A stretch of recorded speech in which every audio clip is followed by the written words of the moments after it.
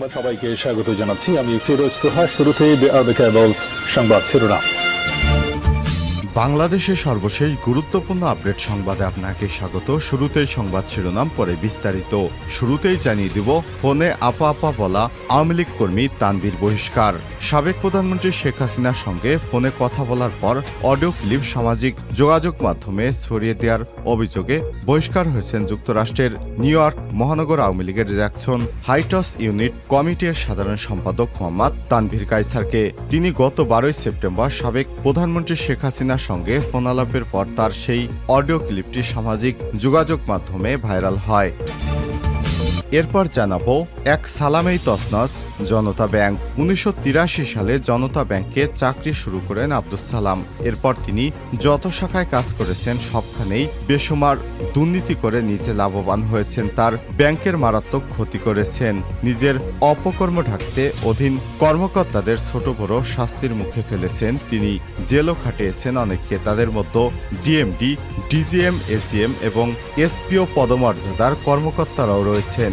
নিরাপদে থেকে বিভিন্ন গ্রাহকের কাছ থেকেও কোটি কোটি টাকা হাতিয়ে নিয়েছেন। এ বিষয়ে গুরুত্বপূর্ণ সংবাদ জানাবো বন্ধুরা। সম্পূর্ণ সংবাদটি জানতে ভিডিওটি না টেনে দেখতে থাকুন। এদিকে নিউ ইয়র্কে ডক্টর ইউনূসের নাগরিক সংবর্ধনা বাতিল।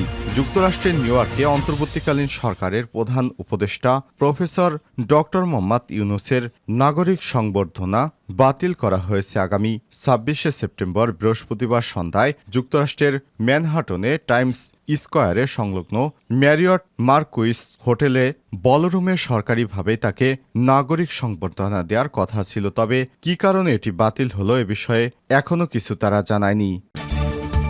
জানিয়ে দিব, দলীয় নেতাদের সেনাবাহিনীর কাছে অভিযোগ দেওয়ার পরামর্শ দিল আওয়ামী লীগ। সেনাবাহিনী নেতাকর্মীদের উপর হামলাকারী সব অপরাধী লুটেরা সন্ত্রাসীদের আইনের আওতায় আনবে বলে প্রত্যাশা করছে ক্ষমতাচ্যুত আওয়ামী লীগ। সন্ত্রাসীদের নাম উল্লেখ করে ক্ষতিগ্রস্ত সবাইকে তাদের পরিবারের সদস্যদের মাধ্যমে নিকটস্থ সেনা ক্যাম্পে লিখিত অভিযোগ জমা দেওয়ার নির্দেশ দিয়েছে আওয়ামী লীগ। এবারে জানাবো, নির্বাচিত সরকার প্রতিষ্ঠা না হওয়া পর্যন্ত আন্দোলন চলবে বললেন বিএনপি নেতা সালাউদ্দিন। এবং সর্বশেষ জানিয়ে দিব, জম্মু কাশ্মীরে বিধানসভা নির্বাচনের প্রথম দফার ভোট শুরু। এক দশক পর ভারত শাসিত জম্মু কাশ্মীরে বুধবার 18 সেপ্টেম্বর সকালে বিধানসভার ভোট গ্রহণ শুরু হলো। প্রথম দফায় 24 আসনে ভোট গ্রহণ শুরু হয়েছে। নির্বাচনের মূল প্রতিযোগিতায় পিডিপি, তবে ন্যাশনাল কনফারেন্সের সঙ্গে জোট বেঁধে শক্ত অবস্থানে রয়েছে কংগ্রেসও। দুর্বল রাজনৈতিক ভিত্তি নিয়ে মর্যাদার লড়াই রয়েছে বিজেপি। 2014 সালের পর আবারও বিধানসভা নির্বাচনে ভোটাধিকার প্রয়োগ করছে জম্মু কাশ্মীরের বাসিন্দারা। লোকসভা ভোটের পর প্রথম কোনো হাই ভোল্টেজ লড়াই মুখোমুখি রাজনৈতিক দলগুলো। 23 লাখের বেশি ভোটার ভোট দেবেন। National conference, PDP, BJP, Congress সহ বিভিন্ন রাজনৈতিক দল এবং স্বতন্ত্র মিলে প্রার্থীর সংখ্যা 909 জন। প্রিয় দর্শক, এতক্ষণ শুনছিলেন সংবাদ শিরোনাম, এবারে বিস্তারিত।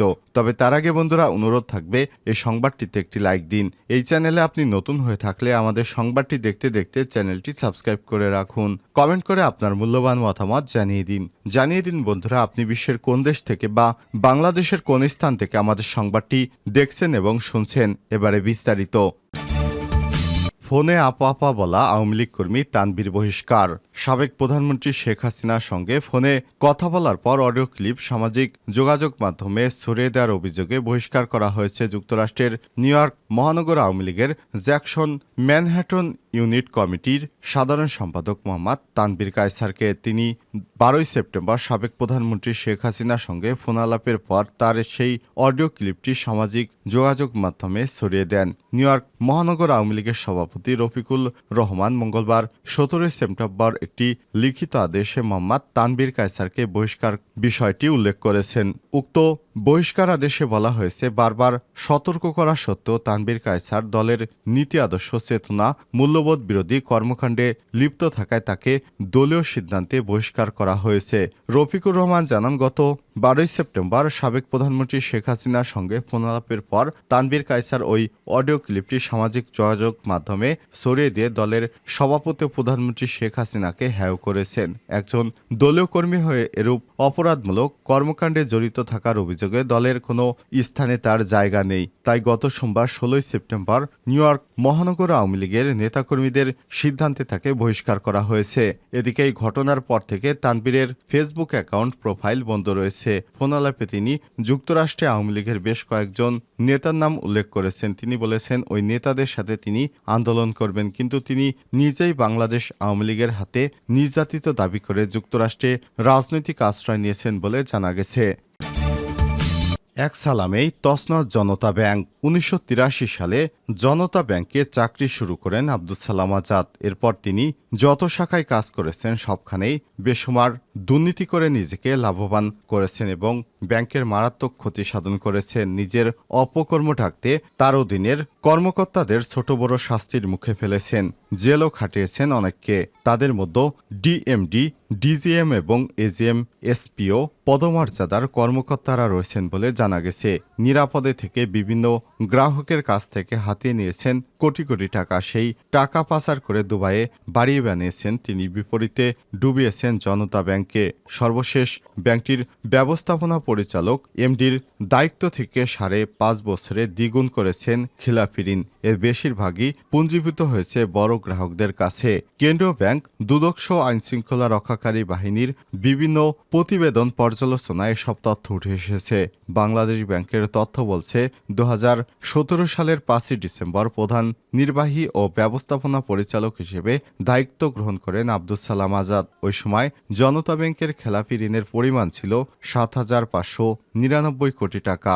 এমডি হিসেবে দায়িত্ব শেষ করেন 2023 সালের এপ্রিলে। ওই সময় ব্যাংকটির খেলাপি ঋণের পরিমাণ দাঁড়ায় 14,887 কোটি টাকা, আর বর্তমানে ব্যাংকটির খেলাপি ঋণ দাঁড়িয়েছে 48,000 কোটি টাকা।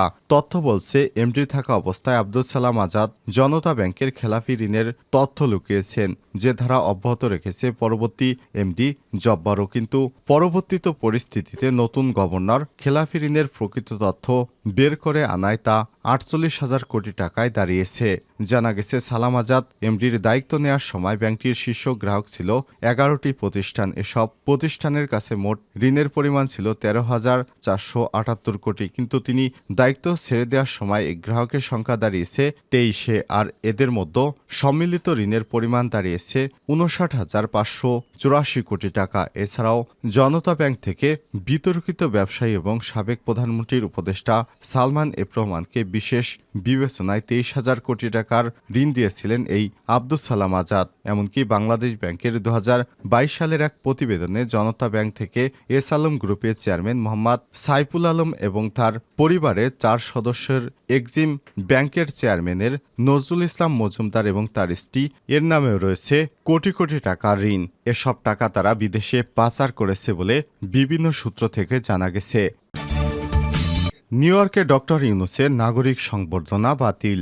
যুক্তরাষ্ট্রের নিউ ইয়র্কে অন্তর্বর্তীকালীন সরকারের প্রধান উপদেষ্টা অধ্যাপক ডক্টর মোহাম্মদ ইউনূসের নাগরিক সংবর্ধনা বাতিল করা হয়েছে। আগামী 26 সেপ্টেম্বর বৃহস্পতিবার সন্ধ্যায় ম্যানহাটনের টাইমস স্কয়ার সংলগ্ন ম্যারিয়ট মার্কুইন্স হোটেলে বলরুমে সরকারিভাবেই তাকে নাগরিক সংবর্ধনা দেওয়ার কথা ছিল। জাতিসংঘের বাংলাদেশে স্থায়ী মিশন এবং new York Bangladesh consul general যৌথভাবে উক্ত অনুষ্ঠানের আয়োজন চূড়ান্ত করেছিল। তার এই সংবর্ধনাকে কেন্দ্র করে নিউ ইয়র্কের বিভিন্ন দল এবং সংগঠন টানা হেঁচড়া শুরু করলে বিরূপ প্রতিক্রিয়া দেখা দেয়, ফলে নাগরিক সংবর্ধনা বাতিল করা হয়। নাগরিক সংবর্ধনা বাতিলের কথা স্বীকার করলেও সঠিক কী কারণে তার এই সংবর্ধনা বাতিল করা হয়েছে তা জাতিসংঘের বাংলাদেশের স্থায়ী মিশন এবং বাংলাদেশ দূতাবাস কিছুই জানায়নি। আগামী 27 সেপ্টেম্বর জাতিসংঘে ভাষণ দেবেন প্রফেসর ডক্টর মোহাম্মদ ইউনূস। তার নাগরিক সংবর্ধনা নিয়ে নিউ ইয়র্কের বিভিন্ন মহলে টানা হেঁচড়া শুরু হয়। প্রায় প্রতিদিনই চলছিল